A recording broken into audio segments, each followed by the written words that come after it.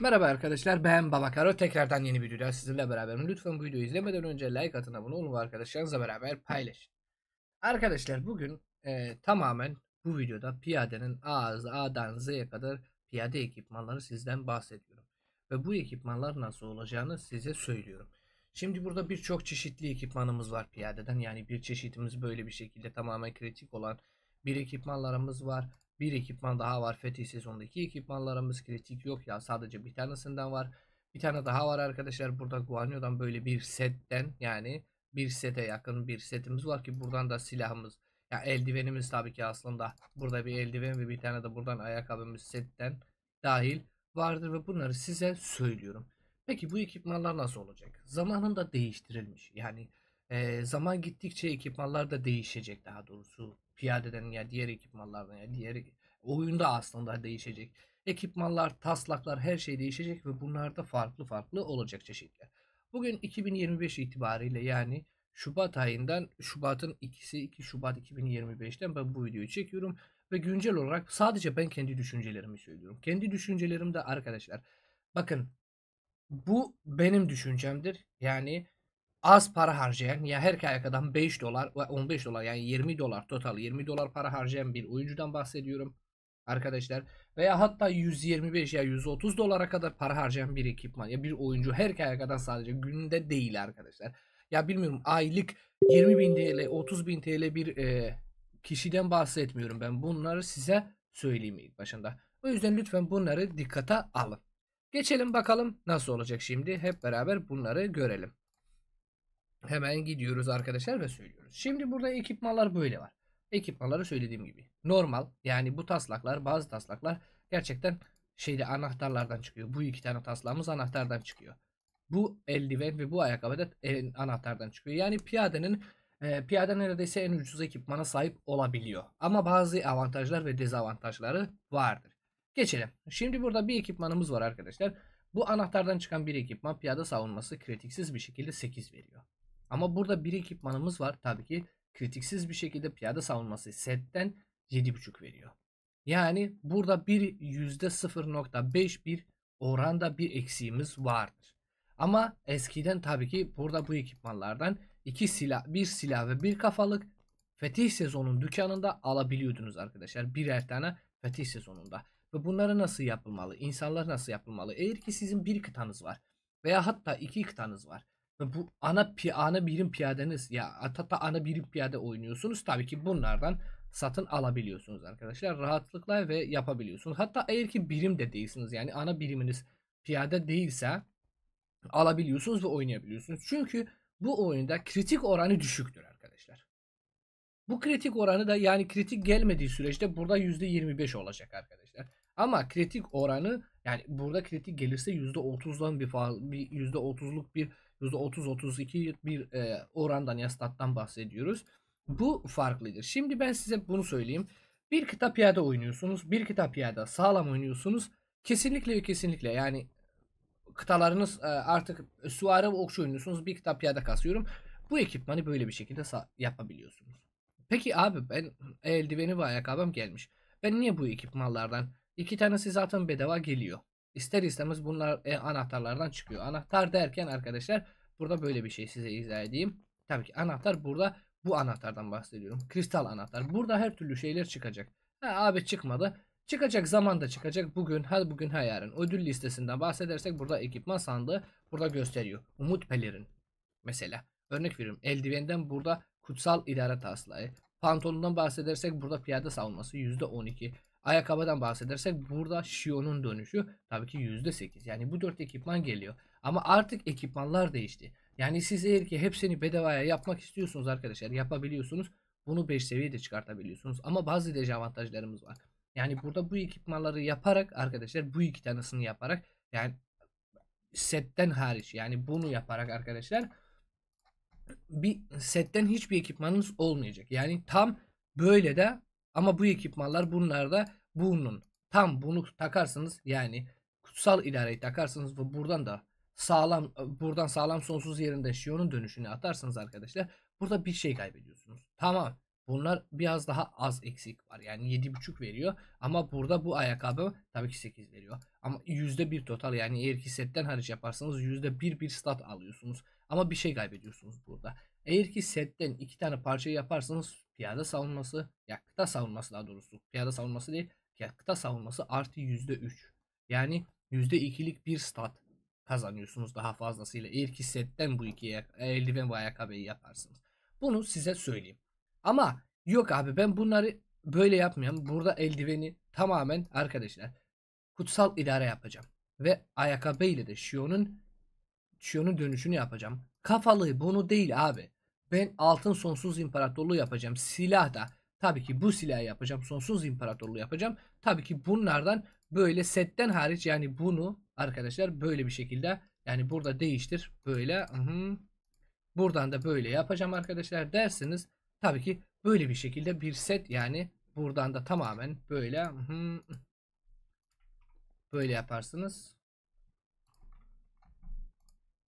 Tamamen yani böyle bir set yapıyorsunuz arkadaşlar. Burada bir yanlışlık var.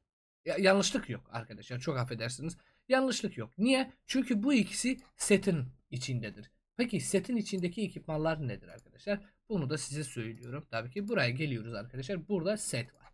Setler burada bir tanesi arkadaşlar vahşi kurt kuşatma içindir. Süvari için settir. Piyade için settir. Eğer ki süvari için seti de görmek istiyorsunuz, kesinlikle ve kesinlikle bu videoyu bir beğeni atıp ve abone olup bildirimleri açın ki videoyu çekeyim ben de. Videodan beğenileri 100'den geçerse kesinlikle ve kesinlikle ekipmanlarını yapacağım. Set piyadeden bahsedersek burada böyle.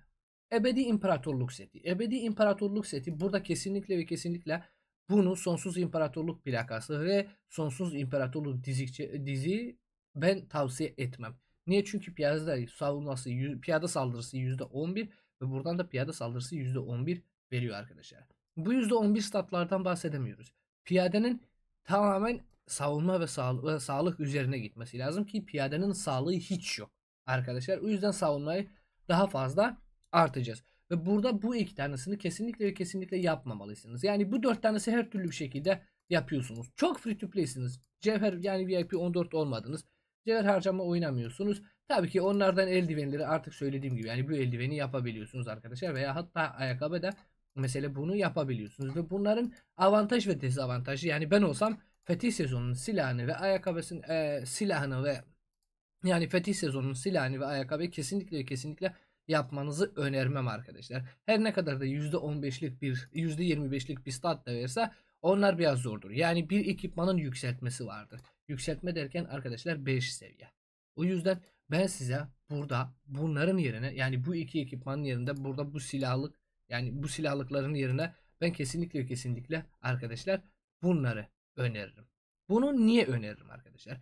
Burada yumurta etkinlikten veya hatta bazı etkinlikler siz kafalık ve silahı rahat bir şekilde çıkartabiliyorsunuz. Tabii ki diğerleri bedava geliyor ama burada bu ikisini çıkartması yerine, yani bu ikisini çıkartıyorsunuz yumurta etkinlikte ve 4 tanesi bedava olacak. Yani 4 tanesi rahatlıkla elde edebiliyorsunuz. Yok abi gelmiyor. Abi gösteriyorum size rahat bir şekilde. Buraya geliyoruz ve ekipmanlara tıklıyoruz. Burada ekipmanlar tıklarken burada 3 tane ekipmanım var. Zamanında geliyor. 3 tane daha taslak yapabiliyorum. Yani 3 tane pantolon tamamen 30'luk olabiliyor. Göğüslük yine aynı şekilde. Ayakkabı da aynı şekilde. Ve buradan da bakarsak arkadaşlar böyle bir şekilde 2 tane eldivenim daha burada var. 5 tane pantolonum burada var. Bir tane göğüslüğüm burada var arkadaşlar. 5 tane ayakkabım burada var. Mesela örnek veriyorum 2 ayakkabı da burada var. 4 tane pantolon süvari için burada var arkadaşlar. O yüzden kesinlikle ve kesinlikle benim önerdiğim şey budur arkadaşlar. Bu set, ama bu setten tabii ki bunu yerinde. Bu hatta bu settir. Tamamen bu settir. Yani bu set bence piyadenin ideal setidir.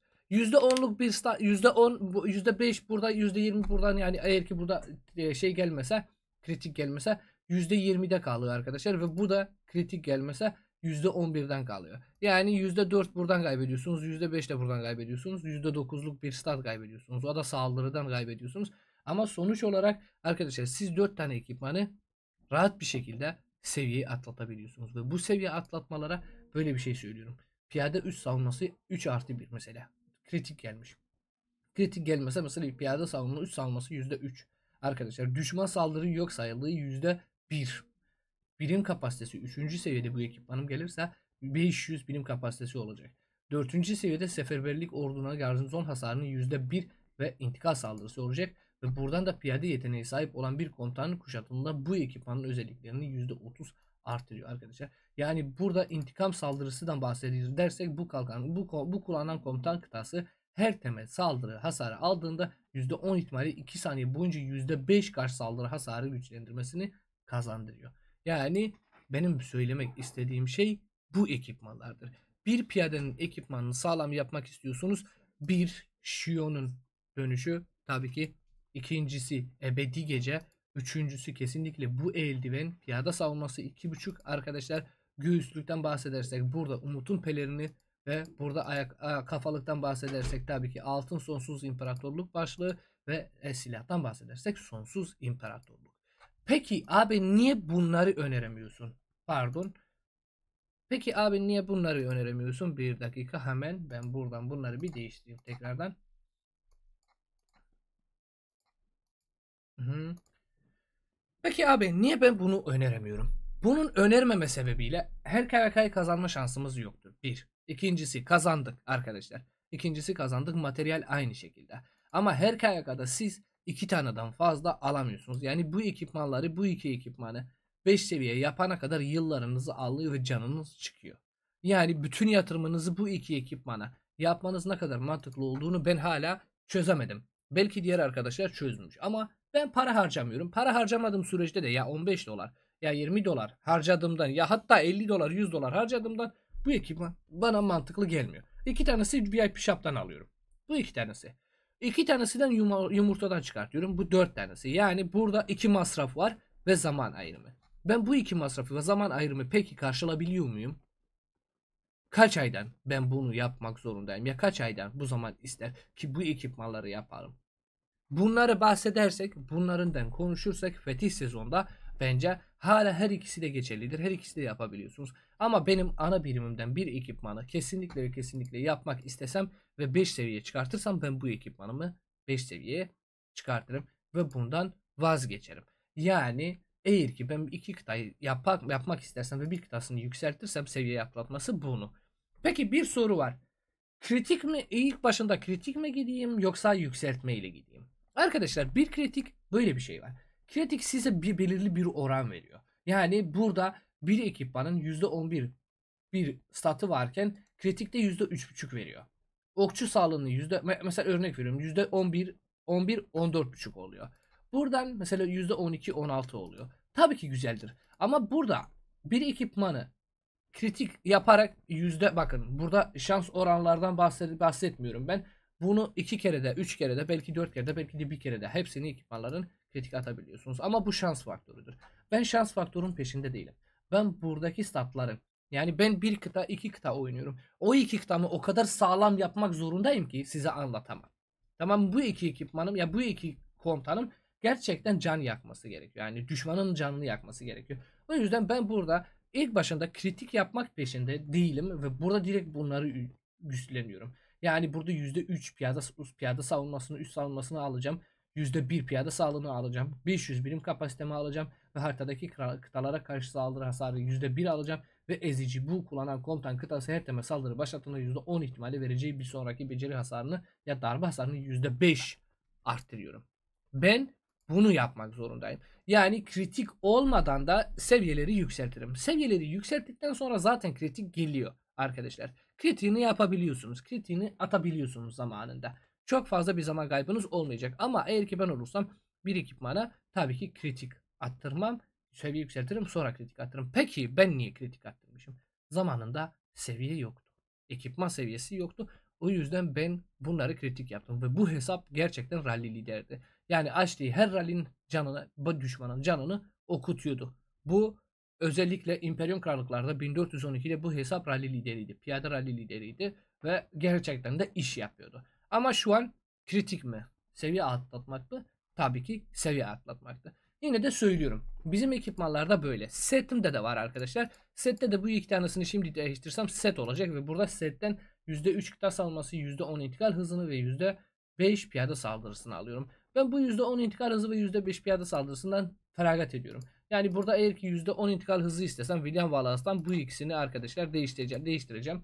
Ve Scipio ile beraber ve daha sağlam bir şekilde William Wallace'ım da daha güçlü olacak. Ama sonuç itibari, yani sonuç budur arkadaşlar. Ben bir kıtamı yükseltmek istemiyorum. İkinci kıtamda yükseltmesi lazım. Yani eğer ki ben bu ikisini çıkartırsam, William Wallace'a koysam, burada setten hariç yani %3 piyada savunmamı kaybediyorum bu kıtamda. Ve bu kıtam daha güçsüz oluyor. O yüzden ben bir ekipman yaparak ikinci ve üçüncü kıtamı da yapıyorum. Örnek veriyorum. Mesela ben okçudan böyle bir ekipman yaptım arkadaşlar. Ben niye okçudan sete gitmedim? Çünkü sete gittim. Setten hariç gitmedim ya, ekipman KK ekipmanı yapmadım. Çünkü burada okçunun seti neredeyse en güzel setlerden bu oyunda. %3 piyada saldırısı, %3 beceri hasarı, %5 okçu sağlığı veriyor. Yani toplam %11 bir stat kazandım arkadaşlar. Ve burada setten de gitsem arkadaşlar, istediğim şekilde bu setin yükseltmesi bana yardımcı olacak. Tabii ki bunu okçudan bir tane set daha yaptım arkadaşlar ve bu set de bitecek. Bu set de bittikten sonra artık ben bir tane kıta piyadeyi çıkartıyorum. Yani bunu direkt bozacağım arkadaşlar ve artık bunu bozduktan sonra bu ekipmanların seviyeleri yükselteceğim. Çünkü artık 3 kıta piyade oynamak mantık işi değildir. 2 kıta, 3 kıta ya 4 kıta piyade oynamak mantık işi değil ve bu oyun bunu yaptı. Hatta Suare'den mesela böyle bir şey yaptım arkadaşlar. Suare'den şimdi yeni ben bir kıta çıkarttım. Tabii ki komutan takasından ben Gubing ve Arthur'u yükselttim. Burada Suare'den de böyle bir ekipman yaptıktan sonra artık yavaş yavaş bunların efsaneviye çevirme zamanı geliyor ve tek tek yapacağım. O yüzden benim bir sorunum yok. Buradan da Suare'den de ben set yapmam. Çünkü Suare'den de set yapması mantıklı değildir. Ve eğer ki bir kıta Suare oynasam ben kesinlikle bunu kritik peşinde ya herhangi bir şeyin peşinde olmasam, benim gibi Suare'nin silahını aldım arkadaşlar. Kafalının silahını aldım. Çünkü bunları benim ana birimim Suare olursa kesinlikle bunların seviye atlatması bile canımı okutur. Bu kadar ekipman bulmam mümkün değildir. Hatta Suare'den silah bile bende var şu an ve kullanamıyorum. Yani onu yapmam arkadaşlar. Çünkü bu yanlıştır. O yüzden arkadaşlar siz de bu tarz şeyleri yapmak istiyorsunuz. Kesinlikle bunlara dikkat etmelisiniz. Ben bir kitap, iki kitap ya da oynamak istiyorsam, eğer ki iki kitap ya da oynamak istesem kesinlikle bir kitabımı böyle yapacağım ve bir kitabımı da böyle yapacağım ve oyunun dengelerini kuracağım. Peki taslakların yerinde. Taslaklardan burada böyle ben bir seval yüzüğü Biskolas attım arkadaşlar. Mesela William'da. Siz istediğinizi yaparsınız. Scipio'da mesela ben bir öfke borusu ve bir tane de zeval yüzüğü koydum mesela arkadaşlar. Birçok yayıncı, birçok ekipman, yani birçok o şey yani yayıncı bunu şimdi söyleyeyim. Bunu kullanan komutan kıtası her temel saldırı başlattığında %10 ihtimalle bunu kullanan komutan kıtası ve yakındaki 2 taneye kadar müttefik kıtaya fazladan 50 öfke kazandırıyor. Bekleme süresi 3 saniye. Tabii ki 50 öfke kazandırıyor 2 kıtaya. Ama bu peki benim işime yarıyor mu? Benim işime de yarıyor. Ama şu an ben kendi kıtalarımı güçlendirmek zorundayım. Lütfen bunu sakın yapmayın. Eğer ki bu videoyu da istiyorsunuz, yani bu ekipmanın videosunu istiyorsunuz, kesinlikle bu videoyu beğeni atmayı unutmayın arkadaşlar. Çünkü sakın ve sakın şu an herhangi bir taslak ya herhangi bir ekipmanı yapmayın. Benim elimde birçok taslak ve ekipman var ama yapamıyorum. Bunun nedenleri var arkadaşlar. Yani her şeyi düşünmesi gerekiyor, sonra yapması gerekiyor. Arkadaşlar umarım piyadenin bütün ekipmanlarının nasıl olacağını anlatmış olabilirim. Eğer ki anladıysanız ve beğendiyseniz bir beğeni atmayı unutmayın ve arkadaşlarınızla paylaşın. Kendinize çok iyi bakın. Başka bir video için görüşmek üzere. Hoşça kalın. Bay bay.